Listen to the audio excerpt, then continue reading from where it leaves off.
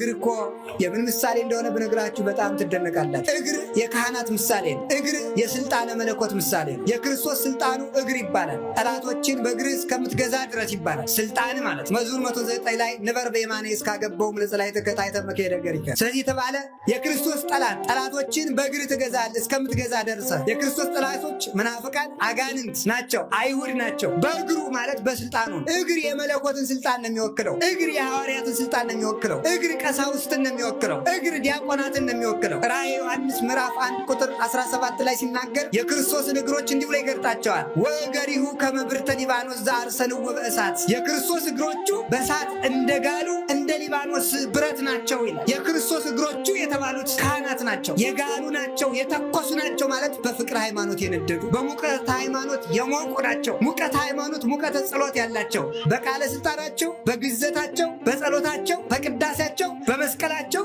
አጋንንትን የሚያቃጥሉ ናቸው። እግር አላቸው ክርስቶስ አጋንንትን በካህናት ይረግጣልና አንድም ለስብከተ ወንጌል ይፋጠናሉና አንድም ለተልእኮ ይፋጠናሉና እያሉ አባቶቻችን ተርጉሞታል። አንድም የዲያቆናት ምሳሌ እያሉ ተርጉሞታል። ለስብከተ ወንጌል ስለሚፋጠኑ፣ ለተልእኮ ስለሚፋጠኑ፣ አጋንንትን ስለሚረግጡ ካህናት የክርስቶስ እግሮች ተብሎ ይጠራል። እግር የተባለ ይሄ እግር የክርስቶስ ምሳሌ ነው። እግር የሐዋርያት ምሳሌ ነው። ይህንን እግር የት ላይ እንደምታወሉት አስቡት። አንዳንዶቻችሁ ዝም ብላችሁ ሸርባችሁ ታውሉታላችሁ። አንዳንዱ ሰው አለ ከሰው ሱቅ ወደ ደጃፍ ላይ ተጎልቶ ይህም እግር ሊባል